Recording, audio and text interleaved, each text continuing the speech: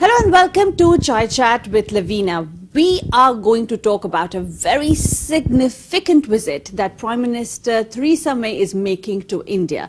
This is the first visit, big prime ministerial visit that she is making outside of EU, and India happens to come this time before America, China or any other country. So extremely significant, and to talk about that, I am with the Acting High Commissioner of India in the UK, Mr. Dinesh Patnaik. Thank you so very much, sir. Thank you. For this. I think the first question should be, why India, do you think? Yes, we share a very strong tie, huge investment. But first to India? I mean, why not India? India is the most important country that should be having a relationship with the UK. You have a diaspora which is active. You have one of the biggest trade relations you have with any other country. You have everything from financial services, legal services, people-to-people contact, students, academia. So India is important. And I'm glad that Prime Minister May, through her visit, is underlining the fact that India is important to her government. Do you think it's also one of those moments where you're thinking, while now that Brexit might happen, now that we might become a very small country, we might as well make the best of the relations that we can rely on? See, Brexit or no Brexit, India-UK relations were on an upward path. Okay. Since Prime Minister Modi's visit last year, and since we signed the vision statement, which laid out the map of where the relations go over the next many years, Brexit would have made no difference. Okay. Even if there would have been no Brexit, we would have still continued in the upward path that we are going. Brexit now brings with it a lot of challenges and a lot of opportunities also. So it is for us to work together to see how we can work on the challenges and take advantage of the opportunities. I think one of the major things that a lot of the Indian Indian origin MPs, if I may say, or all the out people were really pressing upon was the relationship with countries like India and China and the opportunity to do free trade. Do you think something like that emerges? But in what what will be the face of that, do you think? And how will this trigger this trip trigger that? See, UK has been, like India, at the forefront of being proponents of free trade across the world. We've had quite a very solid, considerably large trade relationship with the UK. So, post-Brexit, whether it will become larger or whether we'll do more, would have anyway happened. And what we are doing this time is we are seeing where are the problems in the trade between us. So we're setting up a working group on trade to see what we can do to make trade between both countries much more robust, much more active. And Britain would have done it whether there's Brexit or no Brexit. But Brexit makes it important for us to get our act together. Because post-Brexit, if Britain wants to sign an FTA with India, we'll be happy to do it. Before I ask the problem areas, I think we have to, since we are on Brexit, touch upon what happens now that the Supreme High Court here has has turned the whole issue on the Parliament of Brexit. Do you think it could be reversed, and what happens then? Well, that I can't comment upon whether Brexit would be. Course. See, there's no reversal of Brexit. The people of UK have spoken, and whether it's Parliament or the government, they have to respect it. There is no question about it. Right now, the question is how do you move forward with the mandate of the people? There are many ways. Either you go directly through government or you go through Parliament. Now, that's a decision which Parliament and government have to negotiate among themselves. And finally, the courts will take a call. I think they have going to appeal to the Supreme Court. So we leave it to the UK government. They know best how to deal with it. But in terms of India, UK, I don't think you're anyway saying that the relationships would go from. It would anyway happen. The relationship would go forward whether Brexit or no Brexit. The only difference Brexit makes it makes slightly the situation uncertain. So decisions that businesses take or companies take for both investment and trade would be delayed for some time because they'll see the uncertain situation. But overall, it will take a lot to really change the pathway of India-UK relations. Yes, of course. Now, in terms of, you did say we would work on the problem areas. So what are these problem areas? Actually, there are not many problems between India and UK. We have a very robust and cooperative relationship. Problem areas are areas created through some trade issues, certain issues of access. All of you heard of visa issues, Indian students, Indian tier 2 visas, short-term workers. These are issues which are not problems, but these are wrinkles in the relationship.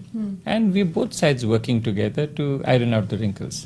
Do you think Theresa May, who actually was the one who brought in such stringent visa rules, which caused a lot of students to turn to America and Australia, especially also Indian students, now that she's the Prime Minister, now that she's making the first visit to India, do you think any of those could be touched upon as well? No, we shall sensitize her. You see, we have always maintained that Indian students coming to the UK or Indian short-term workers coming to the UK are in the beneficial for both countries. It's not that we are looking forward to sending our students or workers here. It's a necessity. If UK businesses have to do well, if UK academia has to maintain its high standards, it needs both of them. Today, Indian students and Indian workers have options all over. If you look at the figure, Indian students to UK have fallen by about 50% over the last few years. Yes. But Indian students to the US have increased by 30% over the same figure. Indian students to Australia, New Zealand, Canada, even Germany, France, where they don't speak English, everything is increasing. So it's for UK to take a call. We just have to sensitize them to the fact that not allowing access to Indian students hurts UK academia more than it hurts Indian students. So there will be some movement or some talk about that. I have always maintained it's up to UK to take a call. It's for us to sensitize them to the fact. Okay. Could we just then delve upon what is the agenda of this visit, and also the fact that apparently for the first time they are paying a lot of attention to taking small and medium businesses as well?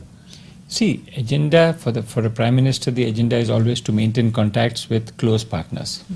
So the visit is to go to India, discuss with Prime Minister Modi that we had met last year, what have we achieved till now, what we need to achieve to make our relationship much better. But in addition to that, she has identified small and medium enterprises to take with her to India. Now this is for two reasons. One is she is inaugurating with Prime Minister Modi the UK-India Tech Summit. And tech is not large company driven but SME driven. So on technical issue, technology, there's a lot we share together. India is today seen as an IT superpower. Britain is one of the most innovative countries in the world, so it's a natural relationship between both countries. In addition, if you look at UK, the companies which will be most affected by Brexit are not the big companies, but the SMEs. Yes. So in a way, Prime Minister May has correctly identified that to take SMEs to India, to give them an opportunity to see other options if Brexit happens. And what stream is being focused on? What kind of businesses, or is it a plethora? See, it's a tech summit. So technology is the main key. In technology, there are many technologies. But the one technology which UK is very good at and which India needs is fintech, finance tech. Similarly, you see, in IT sector, in water management, in aerospace, you name it, technology in every field. So this is technology driven. So it's a trade related, technology related mission. Would then, in that case, defense, which has always been sometimes a bone of contention between the two countries, would come through as well? Defense has not been a bone of contention. We have a very robust defense cooperation between both countries. We keep toying between France and UK, don't we? No. See, we are a country which looks at multi-vendor supply. So whoever gives us the best deal, we will buy from them. So it has got nothing to do with that France is better than UK or we have a better relation with US. When UK has products which we need, we buy from UK. But it's not about only buying. A defense relationship is not that you purchase things. I mean, the Hawk jets that we have bought from UK are the backbone of our training system. So the Hawk jets. We used to buy aircraft carriers in the past. Now we are discussing a defense capability partnership. But defense relationships go much beyond that. It's also a security relationship, a relationship in which we work together. The armies of both countries, the security establishment of both countries, today cyber security, you name it. There are our relationship cannot be just defined by one or two items. It's a relationship which encompasses all aspects of relations between any two countries. Another focus, or rather, let me ask it as a question. Yes, India and UK share a very strong tie as far as economics is concerned, but as far as many other issues like extradition or intelligence sharing, there needs some work done there, do you think? No, there is a lot of cooperation. We have the same legal system, the common law system in both countries. And on extradition, we had the first extradition some weeks back. First. No, but it's always a beginning. Yeah. Because it takes time for both sides to get to be comfortable with each other. We had the first extradition, and immediately, within a month after the first extradition, second extradition is taking place, which is just, it's going to happen any day now. So essentially, it's progress. Which extradition is this? This is, I don't have the name right now with me, but there's a second extradition which you will get to hear about it very soon. So it is progress taking place, and there's going to be more of it in future. Do we have an extradition treaty between the two countries? We have. You do have but what was not working up till now? Why was there such a lot of difficulty to get people back to India? No, there's no difficulty. It's work in progress. Both sides have to prove to each other that it needs to be extradited. So documents have to be given, proof has to be given, evidence has to be given, and it takes a long time. You know how courts work. But finally it succeeds. So this is work in progress.